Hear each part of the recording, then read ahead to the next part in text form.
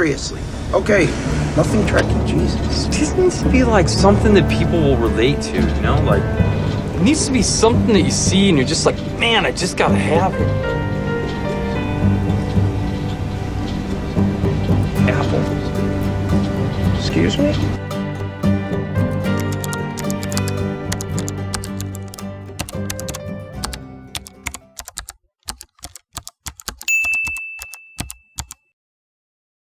Okay, let's unpack this. Have you ever stood at the edge of a big decision, looked at a mountain of tasks, or faced a brand new, daunting challenge and just felt stuck? Oh, yeah. That familiar knot of overwhelm tightening in your stomach, wishing you had some kind of, secret advantage, a shortcut to clarity, something to just cut through all the noise. It's a completely universal human experience, isn't it? Yeah. That yearning for a wisdom, a mental tool that just works when you need it most. Right. What's truly fascinating is that some of history's most impactful minds didn't just solve their own massive problems.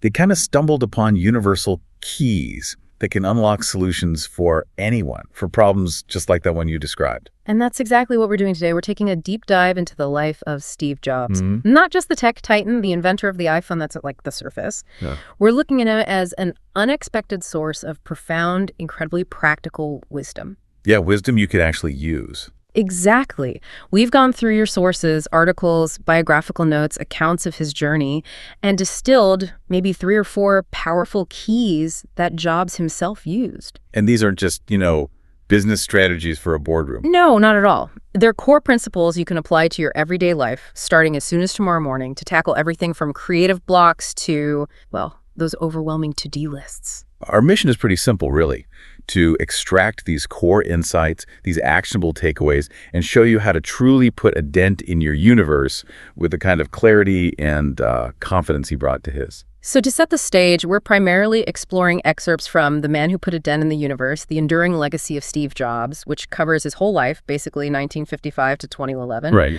What really stood out in these sources is how his complex personality, his contradictions, even his flaws didn't just define him, but actually forged these very principles that can maybe illuminate our own paths.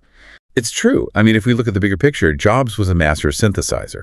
He just seamlessly wove together technology and the liberal arts. Yeah. A counterculture rebel building a corporate empire, a college dropout who kind of paradoxically valued academic principles, and a spiritual seeker whose intuition became a corporate bedrock. His life, in so many ways, traces the entire arc of the information age itself, which makes his personal lessons feel incredibly timely, even now. Okay, so with that context of Jobs' complex journey, what was one of the very first, almost instinctual principles he seemed to apply to cut through chaos and create something iconic, especially in those moments of, overwhelm? That brings us directly to what we're calling Key 1, the power of ruthless simplification. Less is more. Less is more. Okay. The problem it solves is that feeling of overwhelm, scattered focus, or just trying to do too much. Jobs understood that true simplicity isn't just about stripping things away. It's about getting to the essence. Right, like his famous quote about design. Exactly. Design is how it works. Which means if something is truly simple to use, it's because someone did the incredibly hard work of understanding the core problem and eliminating every non-essential step or element. So it forces you to ask, what's the absolute minimum thing here that actually delivers value? Precisely. What's essential? And he learned this early on, didn't he? It wasn't just a business strategy he picked up later. No, exactly. His adoptive father taught him that true quality extends to the parts no one sees. That the back of a cabinet should be as beautifully made as the front. Attention to detail. Deeply. This instilled a deep passion for perfection and simplicity, which later manifested in the pristine circuit boards hidden inside Apple's products. But the most striking, maybe transformative example comes from his return to Apple in 1997. When they were in real trouble. Right. The company was near bankruptcy, buried under a bloated, confusing product line. Jobs' first action was swift and incredibly daring. He slashed dozens of projects and simplified the product line to just 4 computers. Just 4? That sounds incredibly drastic, almost reckless, especially considering the company was on the brink. It does, doesn't it? How did such a seemingly simple decision, this less is more strategy, literally save Apple? What was the immediate impact? Well, it was an act of brutal clarity. That drastic simplification saved the company by forcing focus.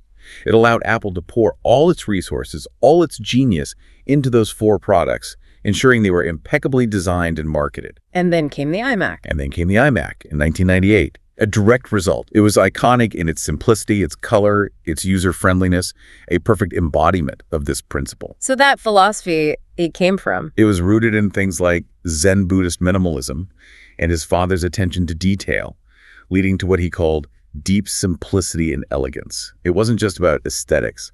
It was about efficiency, clarity, and impact. You know, it's funny how often we naturally gravitate towards adding complexity, thinking it equals value. Jobs really showed the power of doing the opposite. So, for you, applying Jobs' ruthless simplification tomorrow morning means more than just, say, prioritizing your to-do list. Oh yeah, much more. It means asking yourself, what is the absolute core purpose I need to serve, or the single most impactful thing I can achieve today? Then, like Jobs slashing product lines, be prepared to radically defer or eliminate everything else that doesn't directly serve that core. Even if it feels uncomfortable. Especially if it feels uncomfortable. Or, look at your home environment. Yeah. What can you truly simplify? What truly serves a purpose, and what is just adding mental clutter? Embrace the elegance of less. Okay. So we've seen how Jobs mastered the art of subtracting the unnecessary, but his genius wasn't just about simplifying. It was also about this almost uncanny ability to bring disparate ideas together, often driven by his intuition. Yes. How did that play out in his life, and what can we learn from it? That leads us straight to key 2. The art of connecting the unconnected. Trust your intuition. Trust your intuition, okay. This tackles a big one. Lack of creativity. Feeling stuck in conventional thinking, or maybe making decisions purely on cold, hard data when your gut is screaming something else. We've all been there. Right. Jobs' life is full of moments where he connected seemingly unrelated dots. After dropping out of Reed College, he simply dropped in on classes that fascinated him. Most consequentially, he sat in on a course on calligraphy. Calligraphy? That seems so random for a tech guy. Totally random. A whimsical indulgence, he called it. But it later became the soul of the Macintosh. It was the first computer with beautiful typography because he believed in imbuing technology with artistry and emotion.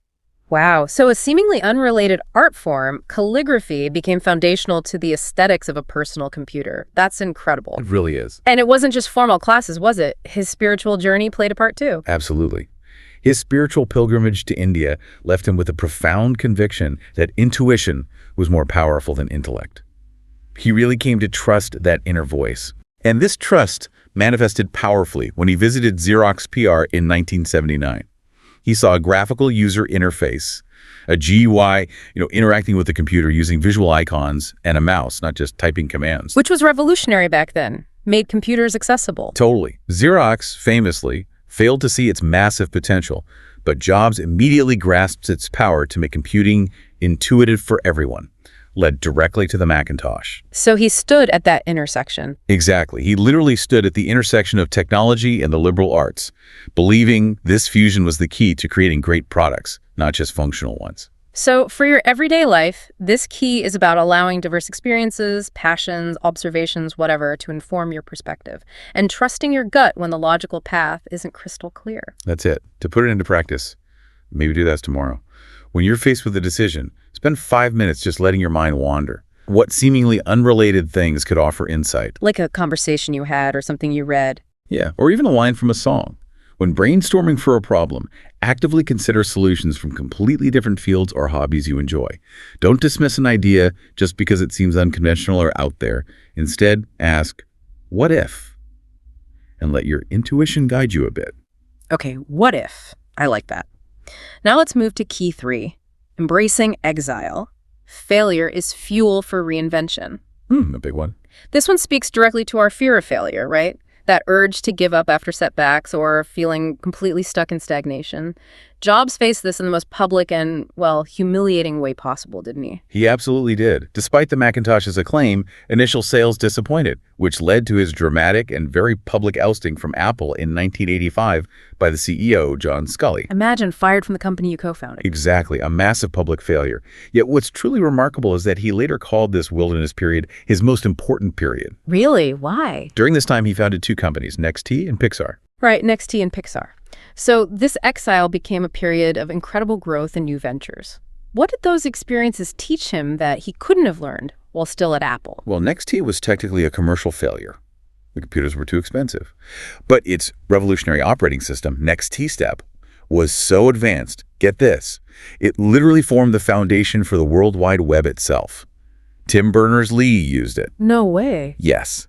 And even more, it later became the core architecture for Apple's modern Mac OS X. Wow. So the engine driving Apple today came from that failure. In large part, yes. It's the unseen engine. Meanwhile, Pixar struggled early on, but it taught Jobs a new way to lead as a patron who empowered the creative genius of others. That sounds like a big shift for him. Huge. It transformed him from a volatile, often dictatorial manager to someone who learned how to nurture a creative culture. And then Toy Story's success, time with Pixar's IPO, was his spectacular triumph.